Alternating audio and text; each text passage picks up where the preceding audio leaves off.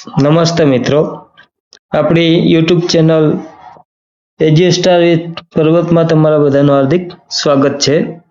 આ ચેનલ ઉપર જો તમે નવા હોવ તો ચેનલને સબસ્ક્રાઇબ કરજો, વિડીયો ગમે તો લાઈક કરજો, બીજા મિત્ર સુધી શેર કરજો અને વિડીયો અંત સુધી જોજો.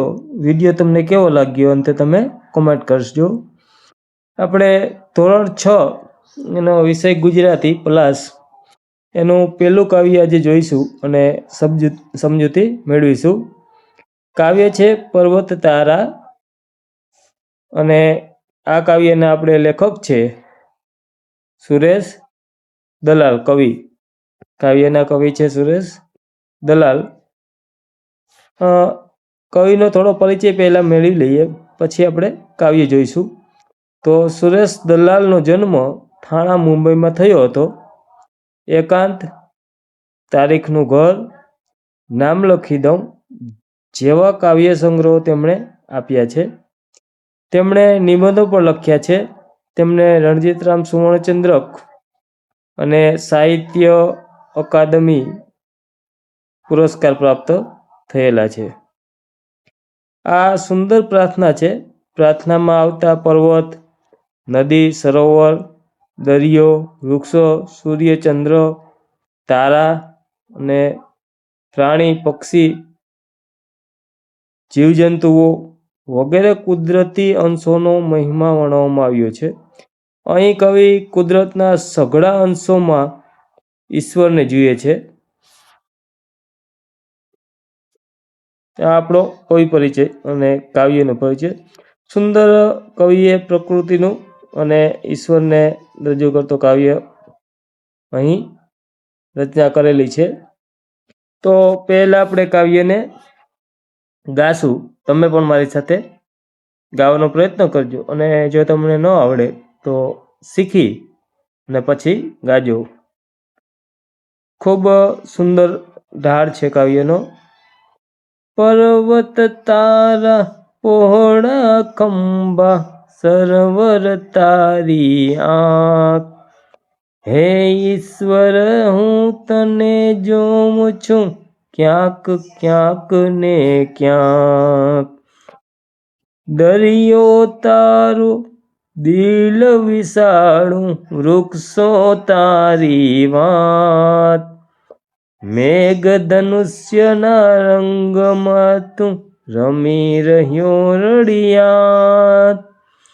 પર્વત તારા પહોળા ખંભા, સરોવર તારી આંખ, હે ઈશ્વર હું તને જોઉં છું ક્યાંક ક્યાંક ને ક્યાંક. તું તરણાનો તારણહારો, ઝરણાનો તું નાદ, ફૂલ ફૂલની રંગ સુગંધે તારી છે સોગાદ. પર્વત તારા પહોળા ખંભા, સરોવર તારી આંખ, હે ઈશ્વર તને જોઉં છું ક્યાંક ક્યાંક ને ક્યાંક. સિંહ વાઘને કોયલ બુલબુલ, પતંગિયા ને તમરા, સૂર્ય ચંદ્ર ને તારા આભે અહીં આગિયા ભમરા. પર્વત તારા પહોળા ખંભા, સરોવર તારી આંખ, હે ઈશ્વર તને જોઉં છું ક્યાંક ક્યાંક ને ક્યાંક. રાડ ત્રાડ ને લાડની સાથે મોર પીછનો સૂર, સંતા કુકડી રમતો રમતો રહે નજીક ને દૂર. પર્વત તારા પહોળા ખંભા, સરોવર તારી આંખ, હે ઈશ્વર તને જોઉં છું ક્યાંક ક્યાંક ને ક્યાંક. અજવાળાના કાંઠા વચ્ચે અંધારાની નદી વહે, એમાં મારી હોડીને આ કોણ હંકાળે તું જ કહે.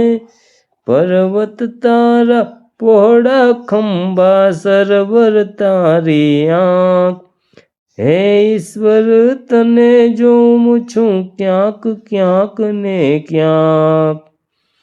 આપણું સુંદર મજાનું પર્વત તારા કાવ્ય છે. હવે આપણે કાવ્યની ગાયું અને સમજૂતી મેળવીશું. તો પહેલી જ આપણી પંક્તિ છે, પર્વત તારા પોળા ખંભા સરવર તારી આંખ. હે ઈશ્વર હું તને જોઉં છું ક્યાંક ક્યાંક ને ક્યાંક. અહીં આપણે કવિ કહેવા માગે છે કે આ જે પર્વતો છે ઈશ્વર, એ તારા પોળા ખંભા હોય એવું અમને લાગે છે, અને સરોવર છે એ તારી આંખરૂપી મને લાગી રહ્યું છે. ઈશ્વર હું તને આ દરેક પ્રકૃતિમાં દરેક તત્વમાં હું તને ક્યાંક ને ક્યાંક જોઉં એવું મને લાગી રહ્યું છે. ત્યાર પછી બીજી આપણી પંક્તિ છે. તો બીજી પંક્તિમાં આપણે કવિ કહે છે, દરિયો તારું દિલ વિસાળું વૃક્ષો તારી વાત, મેઘ ધનુષ્યના રંગમાં તું રમી રહ્યો રળિયાત. હે ઈશ્વર, હે પ્રભુ, કવિ કહે છે આ દરિયો છે એ તારું વિશાળ દિલ હોય એવું મને લાગી રહ્યું છે, અને આ વૃક્ષો તારી જ વાત કરી રહ્યા, વૃક્ષો તારી વાત હોય એવું હું પવિત્ર ભાવ અનુભવી રહ્યો છું. અને મેઘધનુષ્યના રંગોમાં તું રળિયાત એટલે સુંદર રીતે રમી રહ્યો હોય એવું મને લાગે છે. કવિ પ્રકૃતિના આવા દરેક તત્વોમાં ઈશ્વરના દર્શન કરે છે, અને ખરેખર ઈશ્વર સર્વવ્યાપી છે તે આપણે બધા જાણીએ છીએ. હવે આગળની પંક્તિ આપણે જોઈશું, તું તરણાનો તારણહારો તું ઝરણાનો નાદ. તુચ્છમાં તુચ્છ એક જે હોય તો એક તરણું છે કે એને તારનારો તું જ છે, અને આ ઝરણું છે તેનો નાદ એટલે સુંદર તેનો જે અવાજ છે, તેનો સુંદર અવાજ એ પણ તું જ છે, એમાં પણ તું જ હોય એવું મને લાગી રહ્યું છે. ફૂલની રંગ સુગંધે તારી છે સોગાદ. આ જે ફૂલના રંગ, દરેક ફૂલોના રંગ અને સુગંધ છે એ તે આપેલી સોગાદ ભેટ હોય એવું મને લાગી રહ્યું છે. ત્યાર પછીની આગળ પંક્તિ આપણે જોઈએ કે સિંહ વાઘ ને કોયલ બુલબુલ પતંગિયા ને તમરા.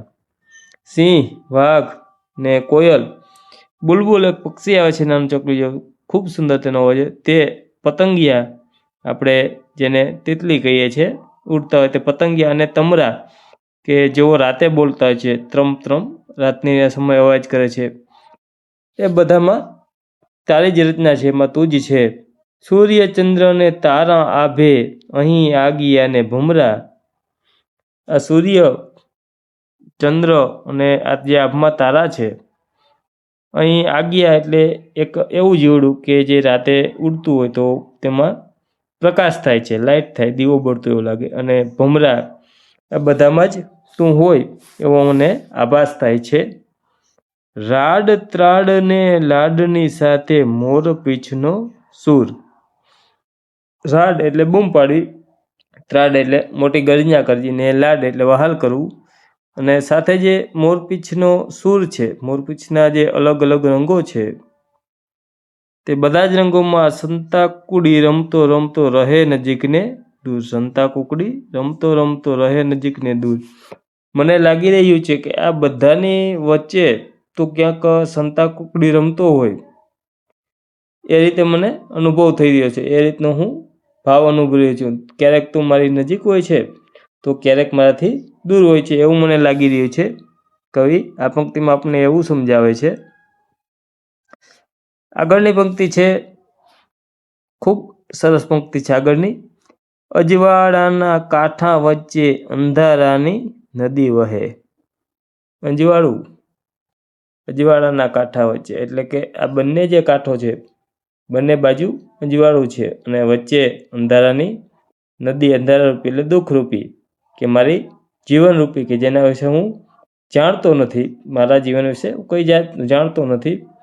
અંજવાળાનો કાંઠો છે, હું જીવિત છું તે મને ખબર છે, પણ મારું જીવન અંધકારમય છે, મને આગળ કશું કંઈ ખબર નથી. અથવા આપણે આ પંક્તિમાં એમ પણ સમજી શકીએ કે સુખ એ અંજવાળો કાંઠો એટલે સુખ, અને અંધારાની નદી એટલે પાણી, જળ અને અંધકાર એ એક દુઃખનો ભાવ આપણે સમજી લઈએ. તો જીવનના અંજવાળા અને દુઃખ, સુખ અને દુઃખમાં એમાં મારી હોડી આ કોણ હુંકારે તું જ કહે. મારી હોડી એટલે મારી જીવનરૂપી જે નાવ છે એને કોણ હકારે, તું જ કહે. મને લાગી રહ્યું છે કે મારા સુખ દુઃખ અને મારા જીવનમાં અંધકાર હોય કે અજવાળું હોય, તેમાં મારી આ હોડીને મને લાગી રહ્યું કે તું જ હંકારે છે. એટલે આ રીતનું ખૂબ સુંદર કાવ્ય છે પર્વત તારા પોળા ખંભા, અને કવિની ખૂબ સુંદર રચના છે આપણા કવિ સુરેશ દલાલ. આ વિડીયો મિત્રો તમને કેવો લાગ્યો તે કોમેન્ટ કરી જણાવજો, અને હજુ સુધી જો તમે આપણી ચેનલ સબસ્ક્રાઈબ ન કરી તો સબસ્ક્રાઈબ કરી લેજો. પાસે આવતા બેલ આઇકોનને દબાવી લેજો, જેથી આપણી ચેનલ ઉપર મુકાતા દરેક એજ્યુકેશનના વિડીયોની તમને નોટિફિકેશન મળતી રહે. અને વિડીયો કેવો લાગ્યો એ કોમેન્ટ કરી અને જરૂરથી જણાવશો. ફરી મળીશું આપણે નેક્સ્ટ વિડીયોમાં. ત્યાં સુધી બધા જ મિત્રો આવજો.